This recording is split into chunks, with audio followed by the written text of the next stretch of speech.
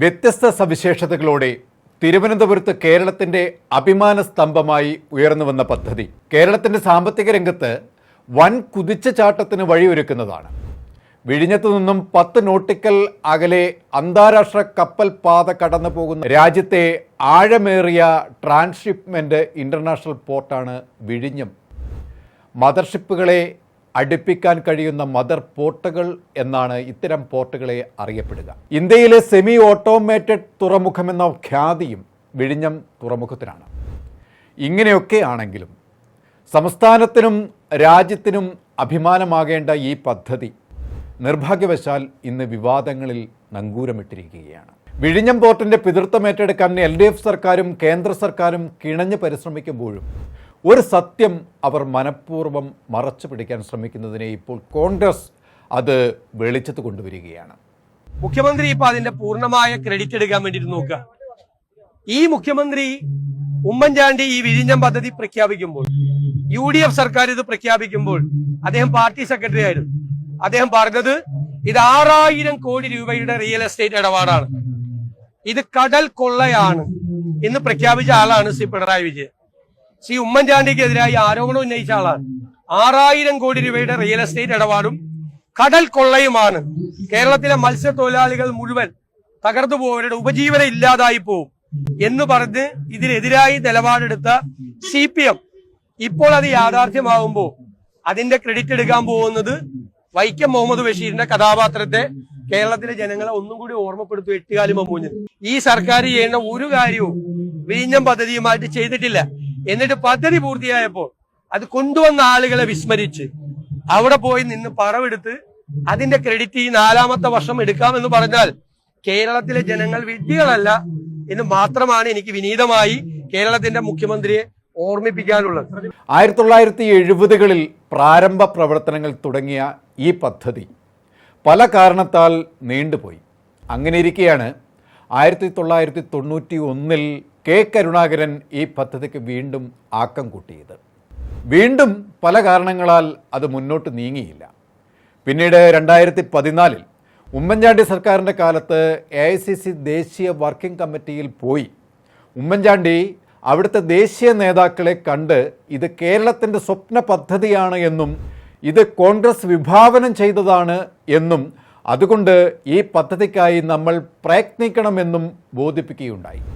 തുടർന്നും വൻ പ്രതിസന്ധികളിൽപ്പെട്ട് പദ്ധതി ഉഴറിയെങ്കിലും ഉമ്മൻചാണ്ടിയുടെ നിരന്തര ഇടപെടലിലൂടെയാണ് ഈ പദ്ധതിയുടെ പ്രവർത്തനം പിന്നീട് മുന്നോട്ട് വന്നത്. 2015 ഡിസംബർ 5 ഉമ്മൻചാണ്ടി സർക്കാർ പ്രാരംഭ നടപടികൾക്ക് തറക്കല്ലിട്ട് ഉദ്ഘാടനം ചെയ്തു. 1000 ദിവസത്തിനകം വിഴിഞ്ഞത്ത് ആദ്യത്തെ കപ്പൽ നങ്കൂരമിടും എന്നതായിരുന്നു അന്ന് ഉമ്മൻചാണ്ടി പറഞ്ഞിരുന്നത്. എന്നാൽ പിന്നീട് പക്ഷേ കോൺഗ്രസ് സർക്കാരുകൾ തുടക്കം കുറിച്ച ഈ വലിയ പദ്ധതിയുടെ പിതൃത്വം ഒരു സങ്കോചവും കൂടാതെ LDF ഏറ്റെടുക്കുമ്പോൾ കേരളത്തിൻ്റെ വികസന ചരിത്രത്തിൽ നിന്ന് ഉമ്മൻചാണ്ടി എന്ന ജനകീയ മുഖ്യമന്ത്രിയുടെ പേര് മായ്ച്ചു കളയാൻ വെമ്പൽ കൊള്ളുന്ന കാഴ്ചയാണ് കേരളം കണ്ടുകൊണ്ടിരിക്കുന്നത്. ഇത് കേരള ജനതയെ ആകെ ചൊടിപ്പിക്കുകയും ചെയ്തു. വിഴിഞ്ഞം തുറമുഖത്തിൻ്റെ നിർമ്മാണ പ്രവർത്തനങ്ങൾ LDF ഭരണകാലത്ത് പുരോഗമിക്കുന്നതിനിടയിൽ കേന്ദ്ര സർക്കാരിൻ്റെ ഇടപെടൽ ഈ പദ്ധതിക്ക് തടയിടാനുള്ള പ്രവർത്തനങ്ങളിൽ ആയിരുന്നു.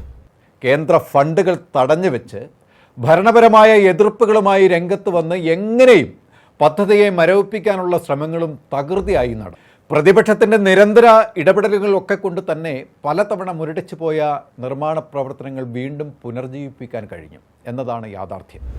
ഉമ്മൻചാണ്ടിയുടെ കയ്യൊപ്പ് കൊണ്ട് ഇന്ന് വിഴിഞ്ഞം പദ്ധതി അതിൻ്റെ പൂർണ്ണതയിൽ എത്തിക്കഴിഞ്ഞു. അപ്പോഴും വിവാദങ്ങൾ വിഴിഞ്ഞത്തെ വിട്ടൊഴിയുന്നില്ല. ഇന്ത്യയുടെ അഭിമാനത്തിൻ്റെ നെറുകയിൽ പ്രതിഷ്ഠിച്ച ഈ പദ്ധതിയുടെ തണലിൽ LDFൻ്റെ 4ാം വാർഷികം വിഴിഞ്ഞത്ത് നടക്കുമോ എന്നാണ് ഇപ്പോൾ പ്രതിപക്ഷം ചോദിക്കുന്നത്.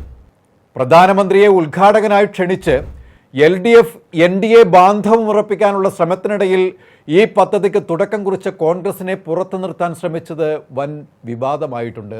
ഇപ്പോൾ പ്രതിപക്ഷ നേതാവിനെ ഔദ്യോഗികമായി ക്ഷണിക്കാതെ ഉദ്ഘാടന മാമാങ്കം ആഘോഷിക്കാൻ ശ്രമിച്ചപ്പോൾ പ്രതിപക്ഷം ഒന്നടങ്കം പ്രതികരിച്ചു. തുടർന്ന് തലയൂരാൻ പേരിനൊരു കത്ത് ഡ്രാഫ്റ്റ് ചെയ്ത് ക്ഷണിക്കലും നടത്തി LDF സർക്കാർ.